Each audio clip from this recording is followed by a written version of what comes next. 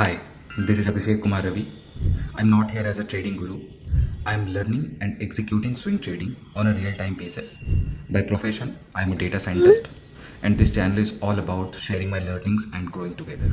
So, let's begin. जब भी हम स्विंग ट्रेडिंग की बात करते हैं तो ऑलमोस्ट सारे ट्रेडर्स अपनी स्ट्रैटेजी बनाने के लिए किसी ना किसी टाइप के टेक्निकल एनालिसिस करते हैं। बट कुछ ट्रेडर्स ऐसे भी होते हैं जो टेक्निकल एनालिसिस के साथ साथ किसी स्टॉक को फंडामेंटली भी ट्रैक करते हैं। वो ये चेक करते हैं कि कोई भी स्टॉक जिस भी कंपनी का हो उसके फंडामेंटल्स कितने क्लियर हैं। उससे होता ये है कि जब भी हम किसी स्टॉक को सिलेक्ट करते हैं और अगर वो फंडामेंटली एंड टेक्निकली दोनों अच्छे हैं तो उसके अच्छे रिटर्न्स मिलने के चांस बढ़ जाते हैं।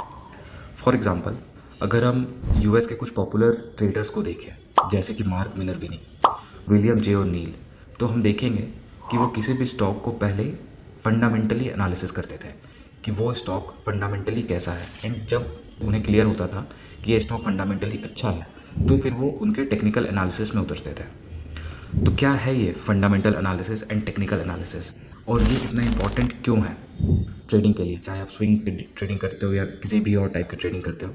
आइए हम इस वीडियो में उसे समझते हैं। तो चलिए सबसे पहले हम फंडामेंटल एनालिसिस को समझते हैं। फंडामेंटल एनालिसिस का सीधा साधा मतलब होता है किसी भी कंपनी को फंडामेंटली ट्रैक करना, ये पता करना कि हम जिसके स्टॉक में इंटरेस्टेड हैं वो कंपनी कैसी है। तो ये पता करने के लिए हम कुछ पैरामीटर्स को ट्रैक कर सकते हैं जैसे कि sales, earning per share and operating profit margin. Mark Minervini ने अपनी book trade like a stock market wizard में ये बताया है कि अगर किसी कंपनी के sales, operating profit margin and earning per share quarterly या ईयरली बेसिस पे बढ़ते हैं तो वो कंपनी अच्छी परफॉर्म कर रही होती है। और जब एक कंपनी अच्छी परफॉर्म करती है तो इसके ज़्यादा चांस होते हैं कि उसके जो स्टॉक के प्राइस है वो ऊपर की तरफ जाएंगे। आप इसको ऐसे समझो, मार्केट में थाउजेंड्स ऑफ स्टॉक्स हैं। कुछ कंपनीज ऐसी होंगी जो स्लगिश होंगी, जिसके सेल्स डाउन जा रहे होंगे क्वार्टरली या ईयरली बेसिस पे, अर्निंग पर शेयर डाउन जा रही होंगी। और कुछ कंपनीज ऐसी होंगी जिसके सेल्स अच्छे होंगे, जो बेटर परफॉर्म कर रही होगी मार्केट में। तो अगर हम वैसी कंपनीज पे फोकस करते हैं जो अच्छा सेल्स दे रही हो, जिसके अर्निंग पर शेयर बेटर हो रहे हैं क्वार्टरली या ईयरली बेसिस पे, तो इससे जब हम कोई स्टॉक सेलेक्ट करते हैं तो उसके प्राइस ऊपर जाने के चांसेस बढ़ जाते हैं। तो फंडामेंटल एनालिसिस का सीधा साधा मतलब होता है कि हम बस वो स्टॉक सेलेक्ट करें जो कि फंडामेंटली स्ट्रॉन्ग हो, जिसके सेल्स बढ़ रहे हों, जिसके ईपीएस बढ़ रहे हों, जिसके ऑपरेटिंग प्रॉफिट मार्जिन बढ़ रहे हों। तो इससे हम क्या करते हैं, हमें पता है कि जो ट्रेडिंग है वो एक प्रोबेबिलिटी का गेम है। तो जब हम टेक्निकल एनालिसिस में फंडामेंटल एनालिसिस भी करते हैं, हम उसके सेल देख रहे हैं, हम उसके ईपीएस देख रहे हैं, हम उसके ऑपरेटिंग प्रॉफिट मार्जिन देख रहे हैं, तो इससे जो प्रोबेबिलिटी है ये थोड़ी सी बढ़ जाती है कि अब की जो स्टॉक है वो अच्छा परफॉर्म करेगा। तो चलिए अब फंडामेंटल एनालिसिस को एक प्रैक्टिकल एग्जांपल से समझते हैं। एज्यूम करिए कि आपको ऑनलाइन फूड ऑर्डर करना है एंड एक रेस्टोरेंट ऐसा है जिसकी रेटिंग 5 स्टार है एंड दूसरे रेस्टोरेंट की रेटिंग 2 स्टार है। हाँ, ये पॉसिबल है कि किसी दिन 5 स्टार रेटिंग वाला जो रेस्टोरेंट है वो ख़राब खाना सर्व करे और किसी दिन 2 स्टार रेटिंग वाला रेस्टोरेंट अच्छा खाना सर्व करे। बट इन जनरल हम जब फूड ऑर्डर करेंगे तो हम 5 स्टार वाले से ही करेंगे, क्योंकि वहाँ से अच्छा फूड या फिर अच्छा खाना मिलने की प्रोबेबिलिटी या संभावना सबसे ज़्यादा होता है। फंडामेंटल एनालिसिस का भी सेम कॉन्सेप्ट है। फंडामेंटल एनालिसिस, जब भी हम किसी टाइप की भी फंडामेंटल एनालिसिस करते हैं किसी स्टॉक पे, तो वो हमें सक्सेस की गारंटी नहीं देता। वो बस एक स्टॉक का सक्सेस होने की प्रोबेबिलिटी बढ़ाता है, उसके चांसेस बढ़ाता है। तो ये था फंडामेंटल एनालिसिस का एक ब्रीफ ओवरव्यू। इसके बाद हम टेक्निकल एनालिसिस पे फोकस करेंगे। तो चलिए अब हम टेक्निकल एनालिसिस को थोड़ा समझते हैं।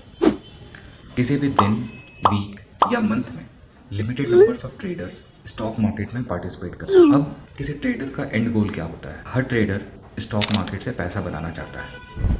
बट हम सब ह्यूमंस हैं, तो सिमिलर मार्केट सिचुएशंस में एक जैसा बिहेव करते हैं। एग्जाम्पल के तौर पे, अगर किसी स्टॉक का प्राइस ऊपर जाता है तो हमारे अंदर एक कॉन्फिडेंस आती है और हम स्टॉक को बाय कर लेते हैं। इसके अपोजिट, अगर किसी स्टॉक का प्राइस नीचे गिरता है तो हमारे मन में थोड़ा सा ही डर जरूर आता है और कभी कभी हम पैनिक में आके स्टॉक को सेल कर देते हैं। हमने ये इमोशंस प्लान नहीं किया था, ये हमारे अंदर था एंड उसके अकॉर्डिंग एक रिएक्शन आया। हमने या तो बाय करा या तो सेल करा। तो जब collective group of people buy या सेल करते हैं अपने इमोशंस के कारण, तो वो एक पैटर्न बनाती है जिसे हम चार्ट पैटर्न कहते हैं। वो हमें बताता है कि collective group of traders buy कर रहे हैं या सेल कर रहे हैं। चलिए इसको एक बहुत ही बेसिक एग्जांपल से समझते हैं। सपोज कीजिए कि मार्केट में सिर्फ 5 ट्रेडर्स हैं और उनमें से 3 ट्रेडर्स स्टॉक को बाय करना चाहते हैं और 2 सेल करना चाहते हैं। तो इस केस में क्या हो रहा है, इस केस में जो बायर्स है वो डोमिनेंट है और जब भी बायर्स डोमिनेंट होंगे वो स्टॉक के प्राइस को ऊपर की तरफ लेके जाएंगे।